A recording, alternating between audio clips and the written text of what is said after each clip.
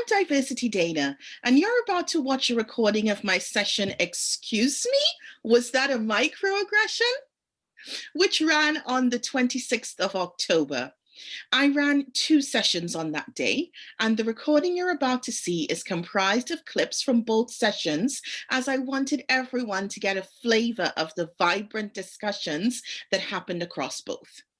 When you watch the recording, you will hear people responding and reacting to some of the microaggressions that I showed in the session, expressing outrage, feelings of hurt, and also some empathy. This is normal and all of these feelings are valid, but I want to remind you before we even get started that outrage isn't enough. It's fine, but what we really need after the outrage is action. And so please don't forget to use this workshop to help you take action in your own scenarios in the world. And you'll hear lots of banter about being avengers and stepping up, but really small ways can absolutely make a difference.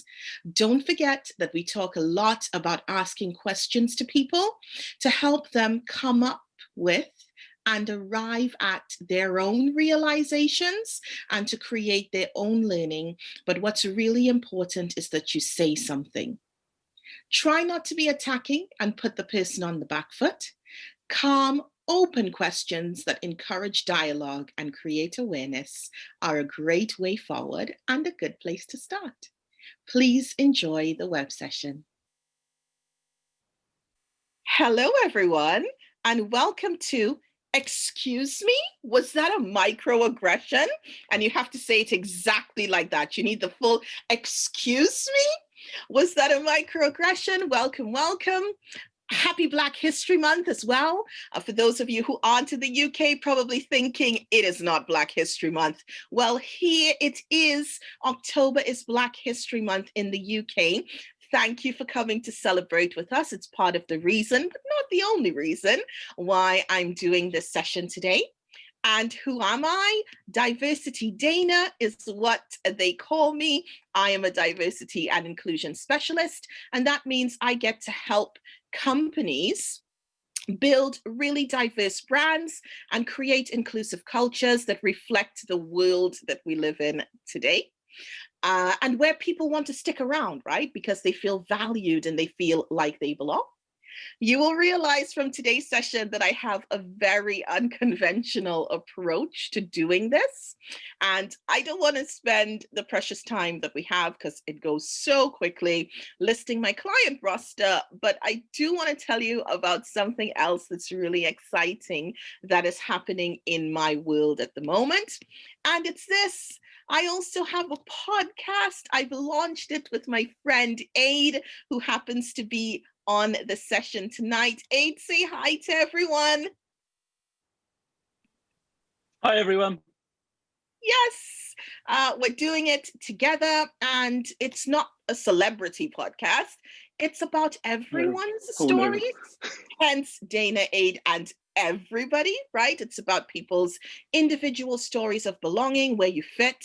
My story is different from your story, is different from someone else's story, and we want to tell those stories and get some unique perspective and a flavor of the world that we live in and people's experiences, and then how we can bring people together at work, at home, and in the wider society. We launched our Black History Month episode 2 today.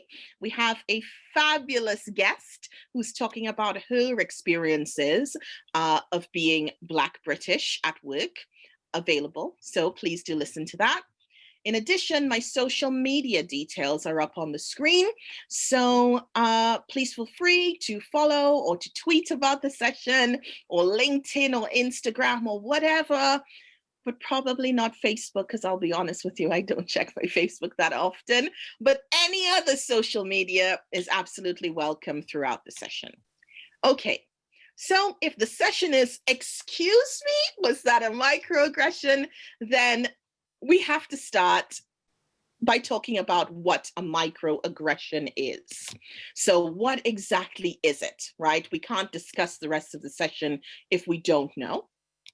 And most organizations now have some form of diversity and inclusion training, even if it's the e-learning that you do when you just start, and then you have to refresh it every year to say that you understand and you comply. There's usually something.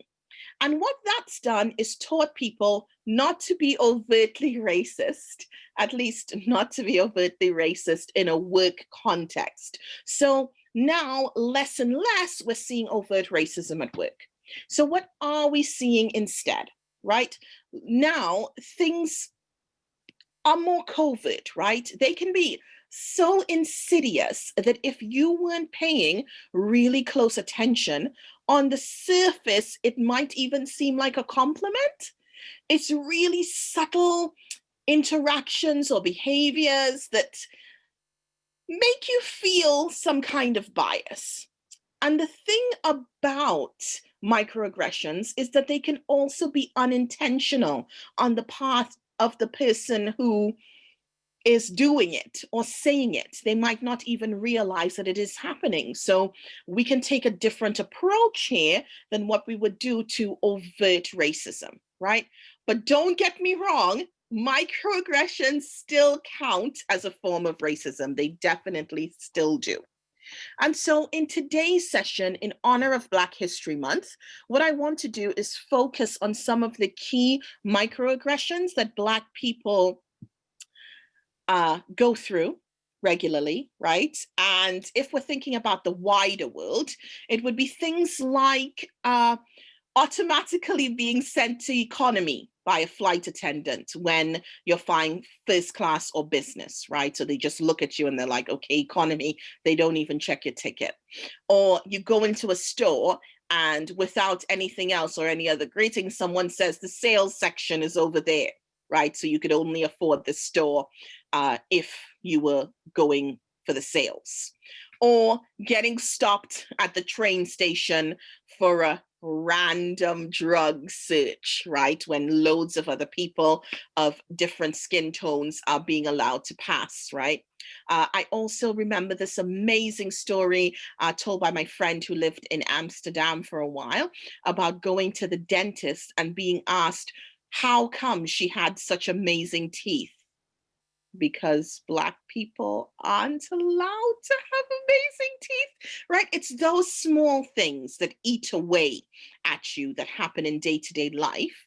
Except for the rest of the session, I'm going to be focusing on things that happen in the workplace more specifically. And I want you to know that every single scenario that I'm going to share with you today has either happened to me directly or has happened to someone I'm friends with. In fact, in order to build this session, I brought a group of my friends together, and what you're going to see are the most common microaggressions as experienced by us during the course of our work. And I'm not showing this to you for the shock and the outrage value. I'm showing it to you because I'm asking you today to do two things. The first thing is pay attention. Pay attention. And the second thing is step up. Okay, so pay attention and step up. And I'll tell you why I'm focusing on these particular things. So many times in my career, especially in my early career, people would say things that were discriminatory to me and racist and that made me feel uncomfortable and uneasy and sad. I'm just going to call it. I was sad. Right. And I'd say to my friends who were within earshot, did you see that? Or did you hear that? And most of the times the answer would be, hear what? Or no, I didn't notice. So they weren't paying attention. They weren't seeing it. They weren't experiencing it in the way that I did. So that's why we're talking about it today. And then when finally they did notice, I'd get things like, I'm sure they didn't mean it like that, or you might be taking it the wrong way, or my least favorite of them all, don't be oversensitive, right? Because then that's the whole female element coming to the fore. I absolutely hate that one, right? When you do notice, do something about it. And we're going to talk about what it is that you can do, right? Because if you want to be an ally, you need to step up, right? And I'm not talking about going full Xena warrior princess or Krull the warrior king. Okay, maybe those are too dated. I'm not asking you to go full Avengers Assemble on everyone, but there are small things that we can do that can make a difference, right? Great comments coming through already. Aid saying that he has actually said that in the past and missed the opportunity to be an ally to a friend, and the same thing as well. I think the natural thing is that we don't want that person who's in our lives to be hurt. And so we're like, oh no, they didn't mean it. And that is natural, but it also kind of erases the experience that that person has had and makes them feel less heard in general, which of course is not something that you would like. So now that we have a little bit of background on what microaggressions are, let's see if we can spot them. And those of you who've been on my sessions before might recognize this scale. It's called the oh no scale. That's what we call it. And what's going to happen is I'm going to show you some scenarios. Okay. And if you choose, you can let me know what you think about the scenario. And an option is always, I don't have a clue, so I don't know, right? But another option is, look, Dana, this could be curiosity on the part of the person. They could be making conversation. They probably legitimately do mean well, although it hasn't been phrased perfectly. That's a potential, right? The third option on the scale is like, okay, this is awkward and I'm cringing inside, but it's not horrific. It's not like the worst thing that you could do or say to someone. And then finally, we have, oh no, they didn't. And oh no, they didn't is when the person who you're going to be watching in the scenario says or does something that is really egregious. And you're like, how dare they? How dare they do that thing? Okay, so recapping, we're going from I don't understand, I haven't a clue, to maybe the person is curious, Dana, I'm not sure. Maybe they do mean well. If you're cringing inside, that's the next level up, so you know something is wrong, but it's not horrific, right? It's not that bad. But oh no, they didn't, as Aid says, that's the point where you want to go all Avengers Assemble, right? So if you see something that is Avengers Assemble, you're ready. Okay, let's take the first scenario as an example. Here it is up on screen. Thursday morning, this young lady comes to work with her hair in this particular style. And Friday morning, she comes with this style and she gets a comment from her co-worker. I love your hair like this. It's so professional. Okay, I love your hair like this. It is so professional. I'm going to launch a poll. You're going to tell me where you think that lies on the scale, right? And then let's talk about why you voted the way that you have when you vote. Oh, you may not see the poll come up if you're in the web version of Zoom. Don't freak out about it. You can just tell it to us in the chat if you'd like, right? Are you cringing a bit? Are you thinking, oh, have you gone to, oh no, they didn't? Are you not sure? Do you think the person means well? Let us know. Chrissy is in with a cringe. She's cringing. Okay, let's see where we landed. So you voted, 48% of you went already to, oh no, they didn't. We're only a few minutes into the exercise. We've already gone to, oh no, they didn't, 48% of you. 43% are on the cringe level. So those numbers were quite similar. Okay, so now it's not just enough to have outrage, right? Let's talk about why you went to level 3. Oh no, they didn't if you did. Or why you chose level 2. So it's a bit cringe. Yeah, Henry's already in there. It's about saying that an afro is not professional, that your natural hair is not professional, right? It would have maybe been fine if she stopped at, I love your hair like this, full stop, right? That's all we needed, okay? So Friday, absolutely right. The hair is straightened, so the person isn't free to be their real selves. Oh, there's Vicky. Vicky's in the game. She's talking about Eurocentric standards of beauty. So the co-worker is holding her to those standards, right? And saying that this is the more European look, is what is professional, and what is natural to you is not. That's brilliant. We've nailed it. But that's only the beginning, right? That's only the beginning.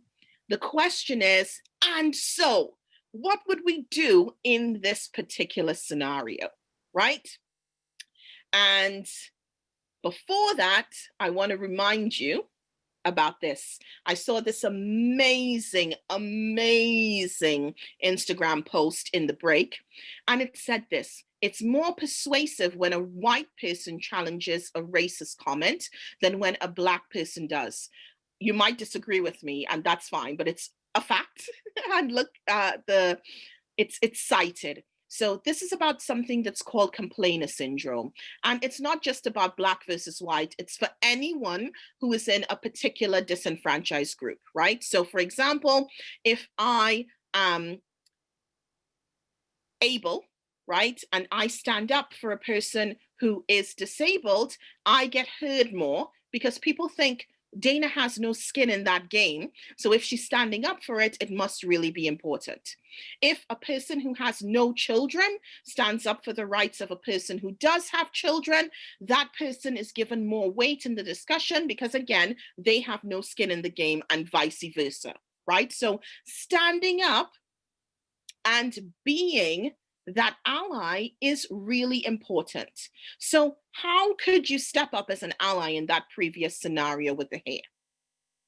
I'll give you one that's really beautiful and really simple. If you were listening to that conversation, you could have just chimed in with something as simple as, I think I think her hair looks lovely and professional all the time.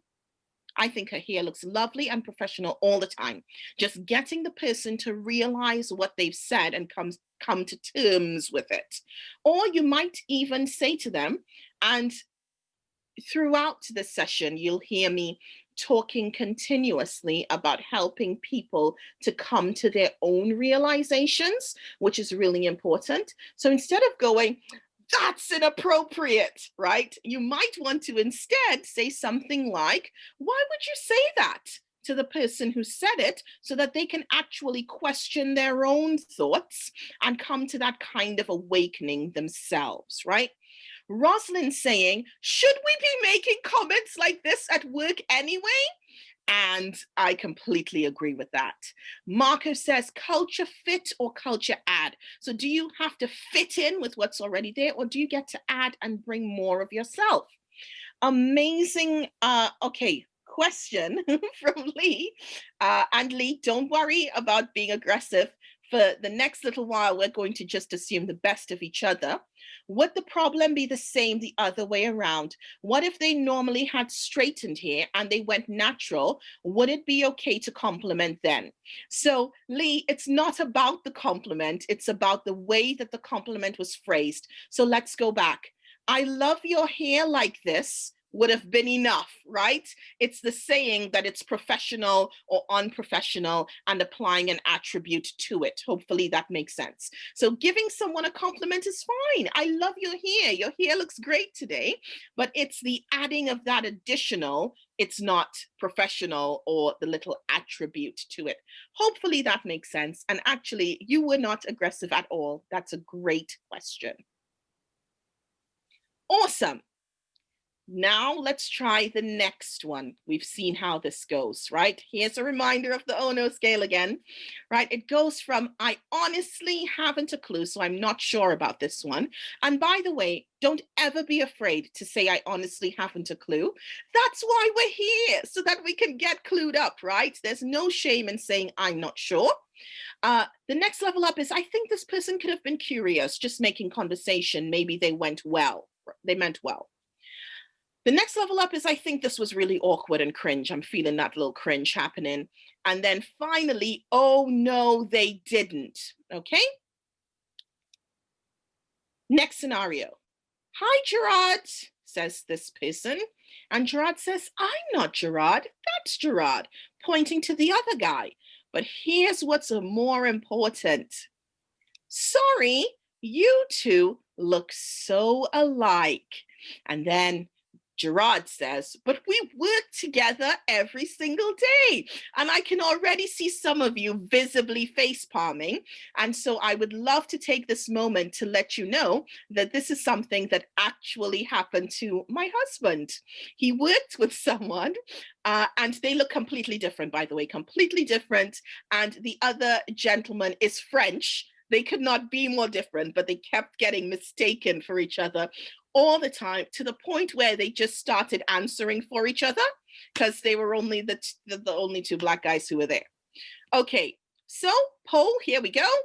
I'm going to launch it. 92% of you went to level 3. If there was a level 4, Marco would have been there. And nothing really to talk about in the other groups, which is fair enough, right? Megan is like, dude, they look nothing alike. I think you may need to get your vision checked. I could recommend a great eye doctor. Okay. Oh, Gajinda saying that this has happened to me too. So I think it's really important to note that we have people saying that this is still happening in 2020, which is why we are having this session, right? Rosalind sharing as well that it happened to a friend repeatedly for a year. And the white woman actually kept calling her by the other Black colleague's name constantly, even though they worked together all the time, right? So this is a huge thing. And so how might we respond in this scenario? Right, he says, sorry, you two look so alike. What might be some responses that might help that person have their own realization? Oh, Megan, that is your response. Oh, Megan's gone hardcore, right? Megan's going with her responses. Dude, what is wrong with you? Hey, maybe if she said it in a funny way, she might actually get away with that approach, right? If you like the questioning approach, you might want to say, do we really look that similar? What's similar between us? Or what's similar? Or if you were being a really good ally, you can say, really? I tell them apart really easily, or something like that, getting the person to be aware, right? Yeah, Teddy's saying inquisitive. What traits do you feel we share in common? Getting the person to take an even closer look, right? We've had a great comment come in saying, that the person might be suffering from face blindness, meaning that they cannot recognize people's faces, which is possible. And you know, we're here in an inclusive session, so we can allow that. And so that person is allowed to then share that if they would like and bring that to the fore instead of doing it continuously. Teddy has also gone for the aggro approach, which is start calling that person by someone else's name. And that might make you feel better in the short term, but it might not change things in the long term. Or maybe it may. Maybe it might. But that could definitely be an approach. But Teddy, I would suggest maybe we work ourselves up to that level. I had an amazing question, which is great, about the cross-race effect. So that's basically where people really struggle to identify the faces of people from races that aren't their own. Every time, even after you point out some of the differences for years and years with someone who you've worked with, for me, not making the attempt is a problem. And so I hear you about cross-race effect, but seriously, I think we can all try harder to pick up some of those differentiating points, would be my take on it. But I'm not going to get up on my soapbox. Where are you from? Okay, and the person in the depiction answers, oh, I was born here. And then they get a follow-up question, which is, yeah, but where are you from? You know, that loaded question. Where are you from? Where are you from? You get it twice, right? It's asked to you doubly. Actually, this is a big discussion point for us in this month's episode of our podcast, because our podcast guest talks a lot about this question. Right? So let's see how we feel, and then we'll go into the chat about it as well. Oh, people are coming out hardcore for this one. I thought this would be a gentle one, okay?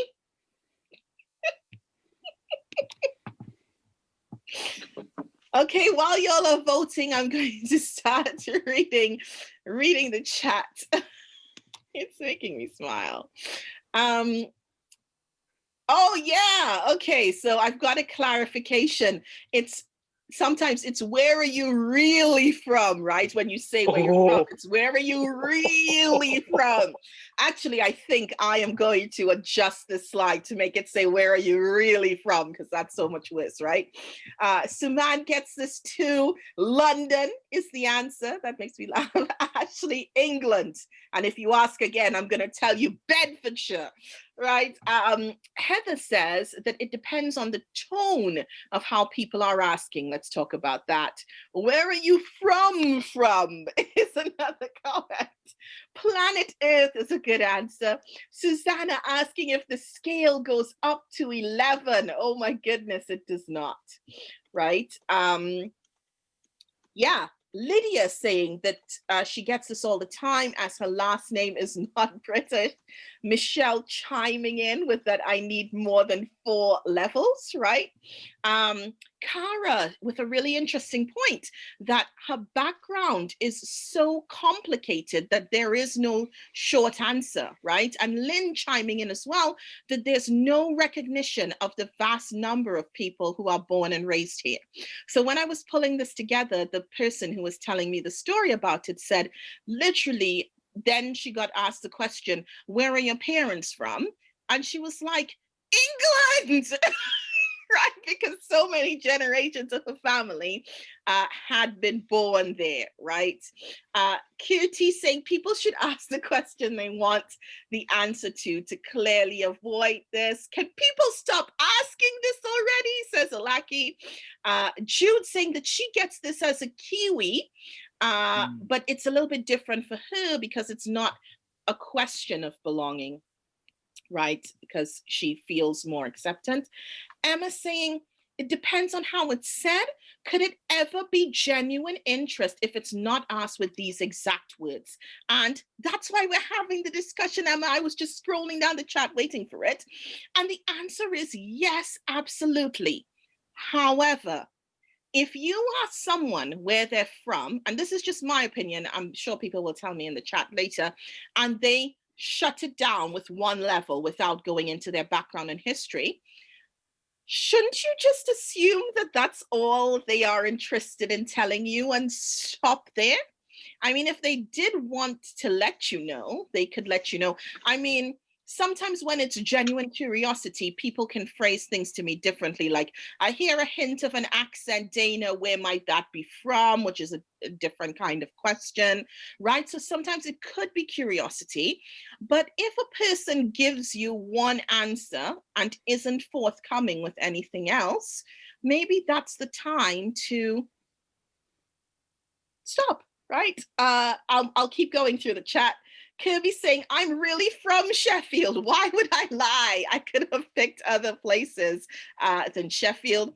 A child of the universe, says Judeline. That makes me laugh, right?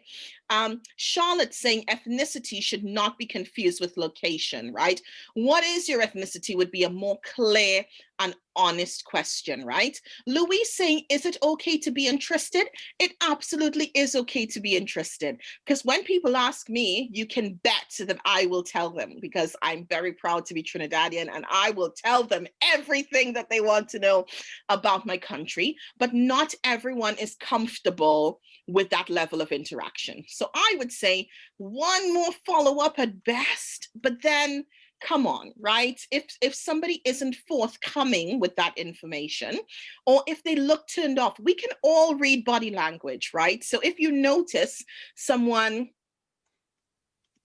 you know, not going along with the conversation, it is time to let it go. But it is about some way about how it's asked, as Suman is echoing. Now, I'm getting asked a great question, which is some more appropriate ways of asking this, as I think it's important to acknowledge people's identity. People can type into the chat what they prefer, right? What would they prefer to be asked? I just think you're limited to one question for me personally. And if the answer isn't forthcoming after that first question, then, right? Christine says people should be allowed to tell their whole story, and that she gets asked that question based on her accent. And sometimes you don't want to tell, right? Louise is saying, is it okay? Liz is saying, is it okay to be interested? And again, I think the point is, yes, it is okay. If the person wants to divulge that information to you, right? Let's see if there's anything else new. Right, Liz is saying to me, I think I answered this one. How do they ask you that makes it okay for you to tell them? Sometimes people come up to me, they say about my accent, or they might say, were you born here in the UK? Which now that is a question, okay? And I can answer that question. But I mean, how well do you know this person? If I've just met you, I might not feel comfortable telling you my whole life story. And I think if you want to ask the question, think, would it be appropriate if I asked this to someone who wasn't a person of color?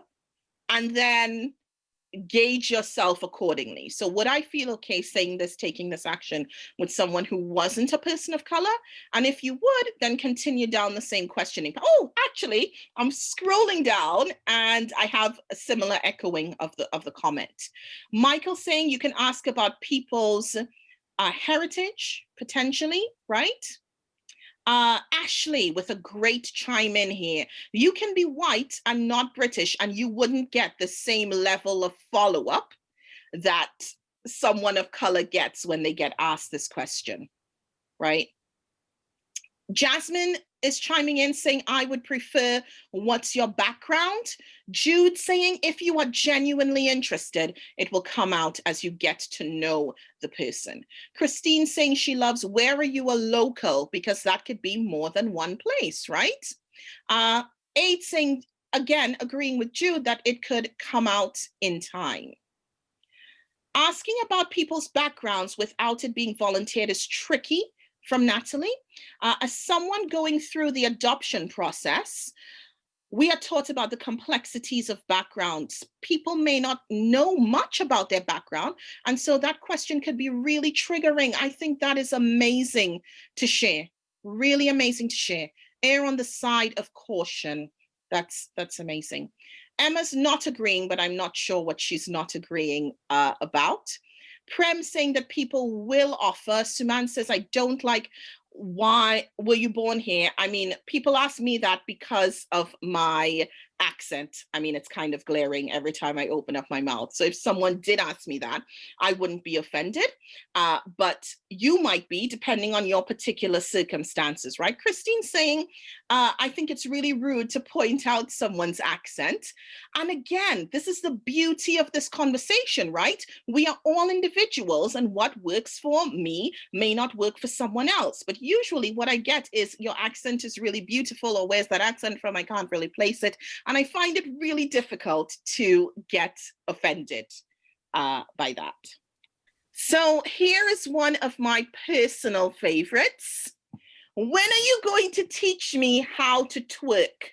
When are you going to teach me how to twerk? How do we feel?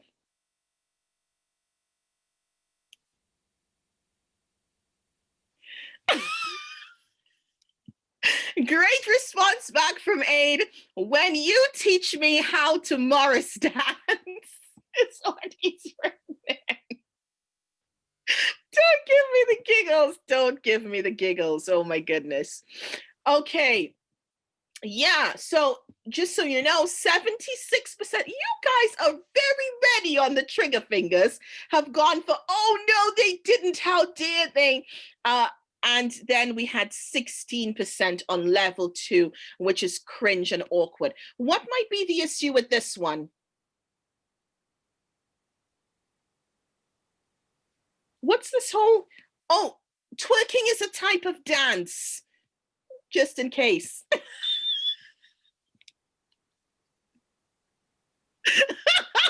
Jonathan's making me laugh. You all have gone straight for the responses. I didn't realize that I was Miley Cyrus. Oh, the gems that are coming out of the chat today. Yeah. I can honestly say, Dana, I can't think of a single situation where I'd use that question to anyone, let alone as a microaggression. I genuinely can't imagine that sentence coming out of my mouth. One of them that has happened to me personally in a kitchen when someone asked me if I was Trinidadian.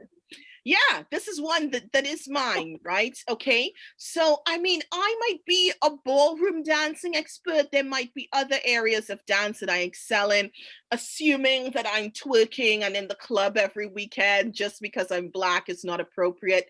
Vicky's saying the idea that people of color are better at dancing than white peeps. Totally true. Right? That is a cultural stigma. And there might be some people who are genuinely uncomfortable with that. Marco is saying, oh, Marco, if you are Black, you're probably 100% modern human. If you are white, you are probably still part Neanderthal. Wow. Yolanda chiming in. The problem is less about teaching a dance as much as it is about a sexually suggestive dance that a Black woman automatically knows and should teach.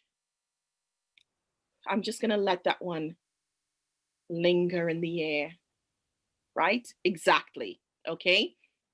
Exactly. Also, just can I say from my perspective that in my culture, we don't call it twerking. Right? Our dance is called whining. So when you come at me with the twerking thing, I'm a bit like, what? Okay. I don't know actually if I've ever really twerked. I might have to work on that after this session. Right. So have we worked out what we're going to say to that person?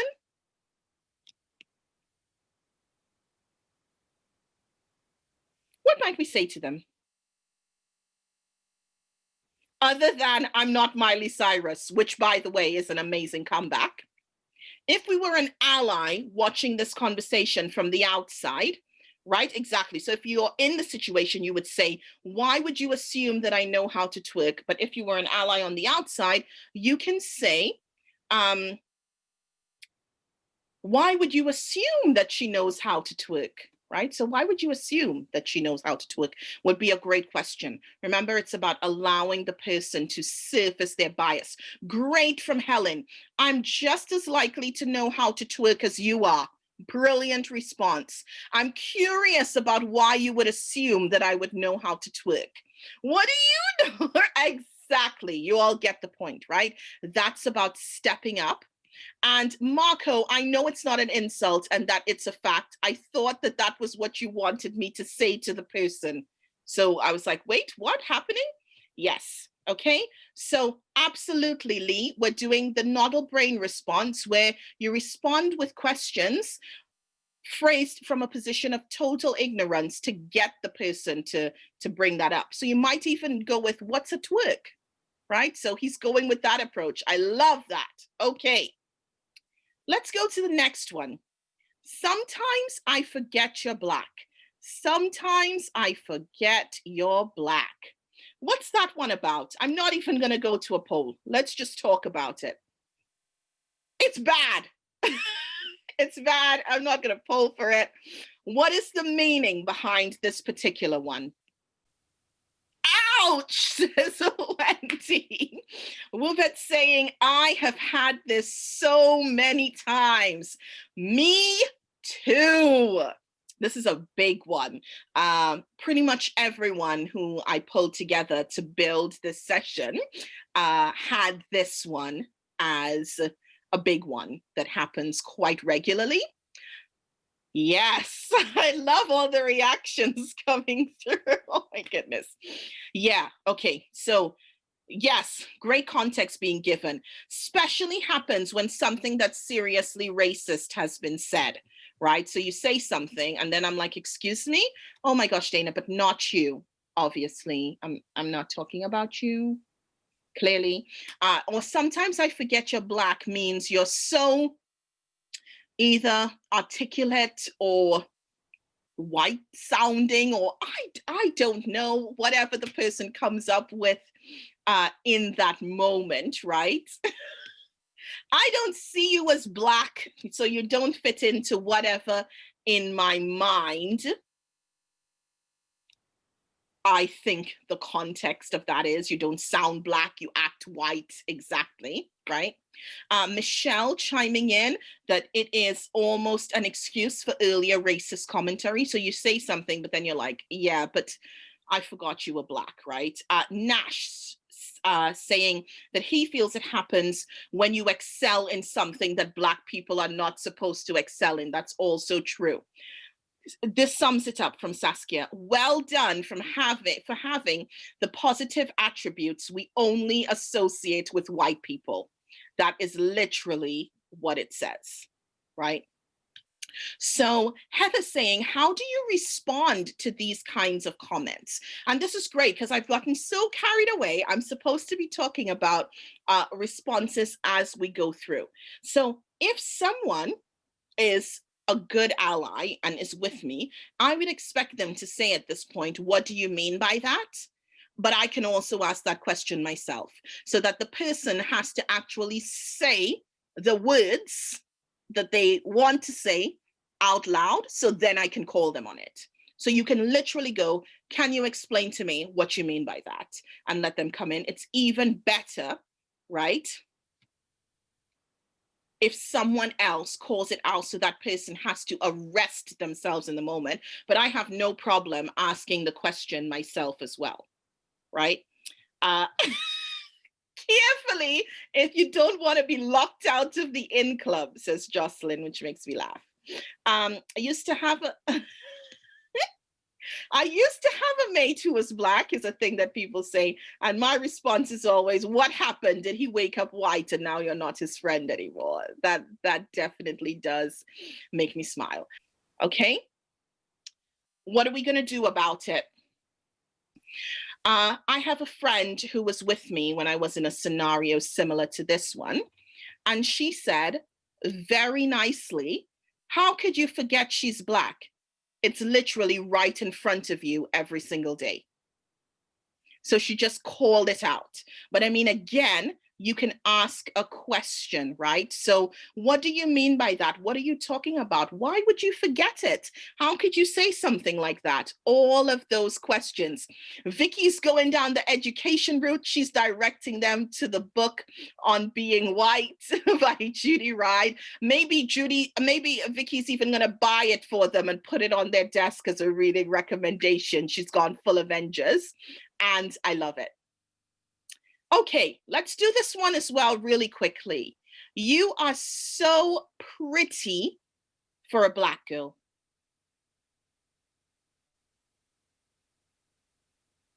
Could we have maybe put a full stop somewhere else to make this? I love it. Alex has got Avengers assemble. Iron Man is ready. Jonathan's up to level 4. He's doing it. Yeah, this is wow. Okay, so rude as hell, says Nerazan, which I quite love. Yeah, it's really rude, right? And hurtful, so hurtful. Marco saying we need more levels. We're on a DEFCON 11 level here, level 4 red face. Absolutely, it's bad. Okay, this is a bad one, right? Again, this is one of those comments where you could just stop at "you are so pretty," right? Full stop. You don't need the "for a Black girl," right?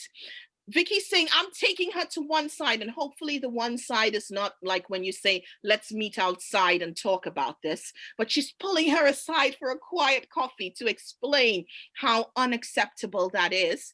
Absolutely an option. But remember, if you're not that big into confrontation like I might be, you might also want to say, why would you say something like that? What do you mean by "for a Black girl"? What do you mean by that, right? Getting the person to correct themselves and then explaining how unacceptable it is as the next tier up if they absolutely don't get it, right? So if they don't get it, you can go in, but always good to maybe give people a chance to come to the realization on their own. Absolutely. Here's another one of my favorites. Your English is always so good. I'm actually going to poll for this one. And think about, might there be scenarios where this is actually an appropriate, could this be an appropriate comment to make in any scenario?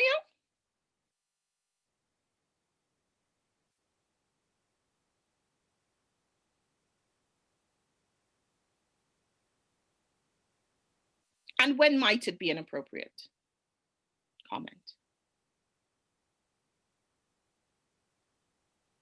Suppose you knew that person was in an English language class.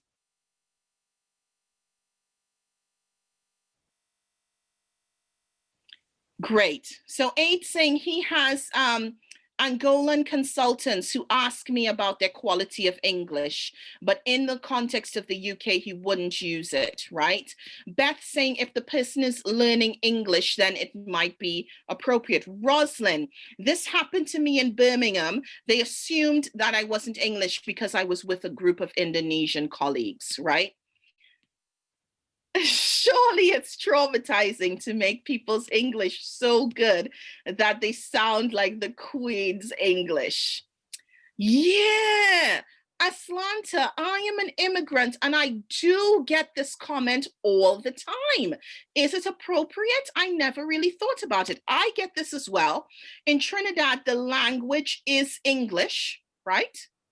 Okay, so for me being able to speak good English is not a thing, right?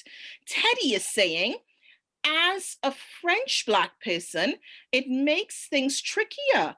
I don't think it's ever appropriate. Everyone in this scenario is employed by an organization where business is conducted in English. Why would there be expectations for this employee to speak poor English? And I think that's an excellent point.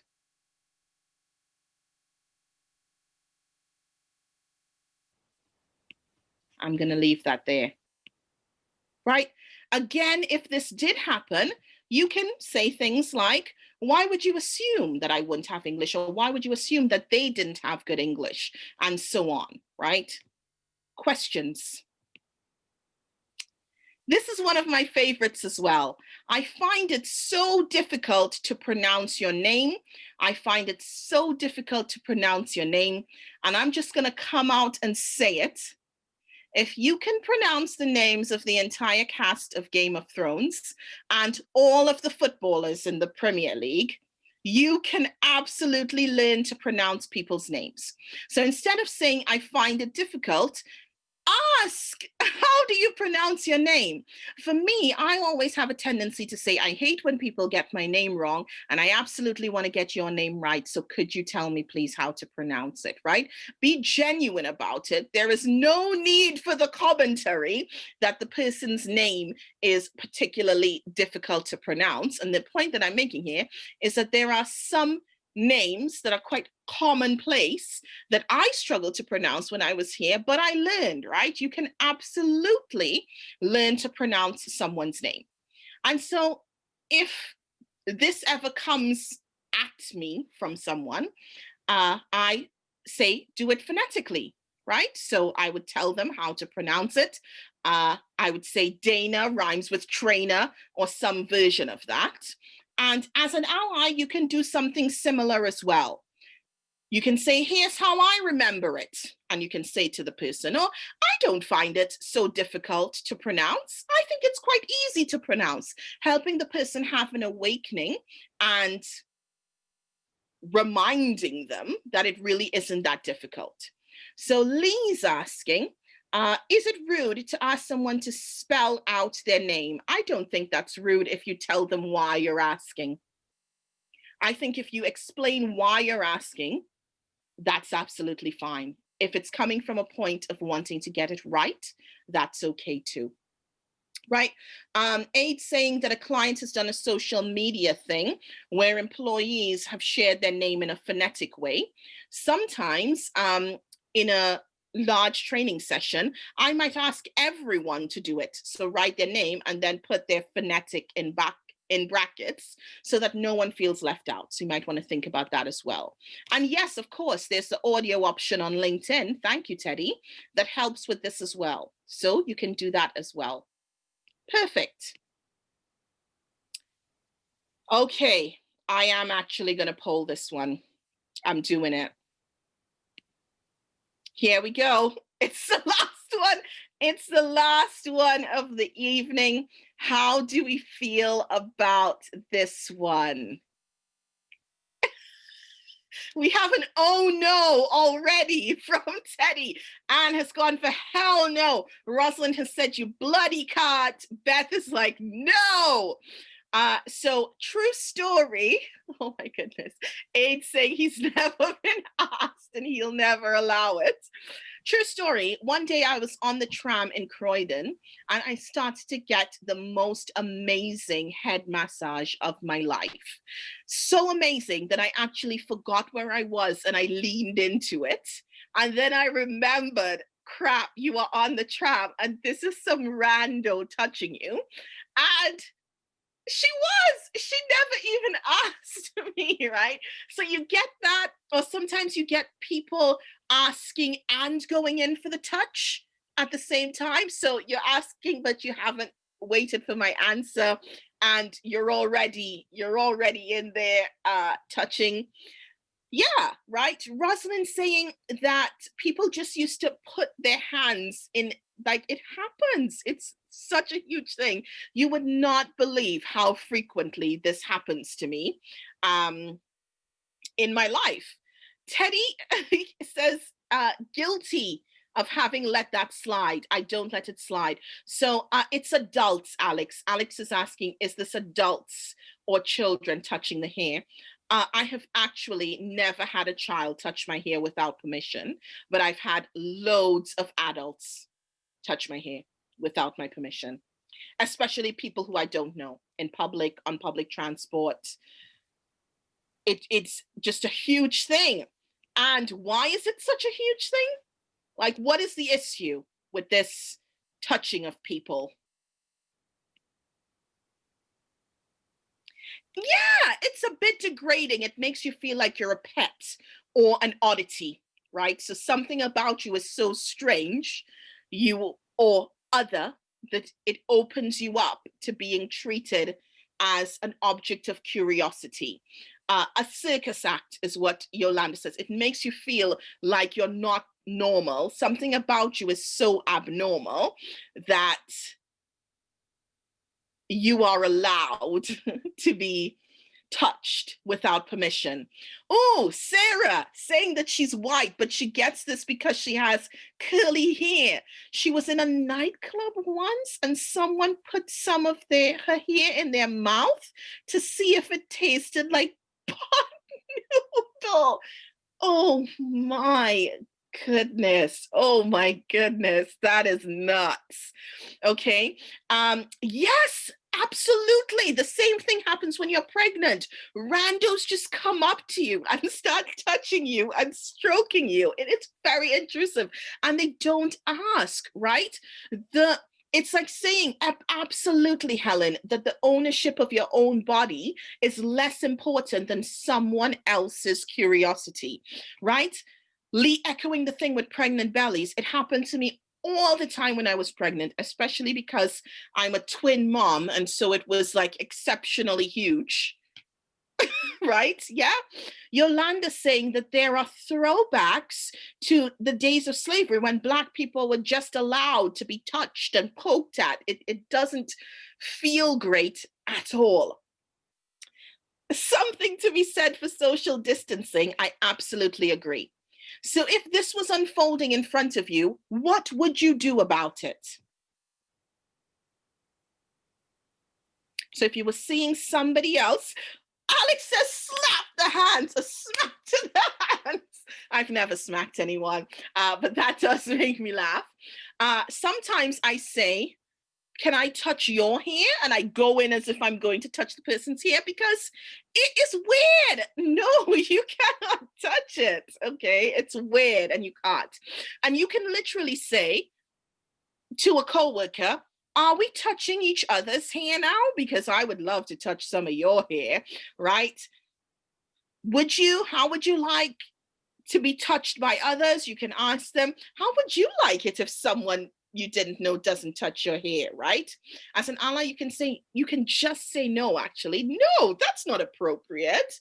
And you can choose how you say it. You can be really firm about it. You can actually look quite shocked. However you want to play it, but the most important point is to speak up and say something, right? Because this is where we started today. Number one, pay attention. And I pointed out some common scenarios to you today, but there are so many more.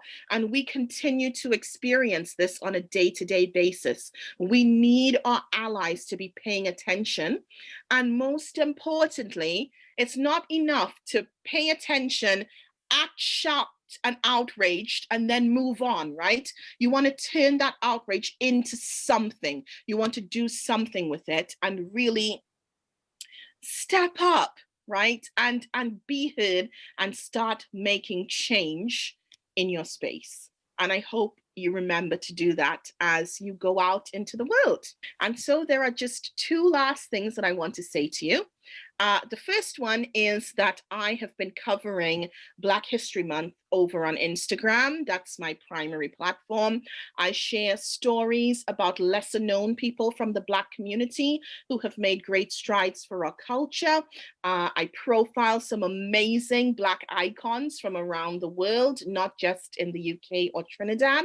And I also share stories about my own family and my upbringing to change the narrative a little bit about what people think Black families are, what they think Black people do, or how they experience the world. So do please feel free to check that out. I am at Diversity Dana on all social media. And then finally, Aid and I have a podcast again. We would love it if you would listen. And I think Aid is putting the links in. Great question from Amy as well to close. If we see a colleague repeatedly not picking up on the small comments, is it appropriate to address it with them more directly? And the answer is abso-freaking-lutely, right? Be armed with your examples and be ready to share why it's not inappropriate. But here's what you don't do. You don't speak on behalf of the person who is experiencing the prejudice, right? You put it in your own terms. So I noticed this, and this is how I felt in that scenario. So don't say things like Dana would have felt blah, blah, blah, because you can't speak on behalf of the person from the group, but you can say how you experienced it. Absolutely, yes. That's it. Thank you so much to everyone for your time.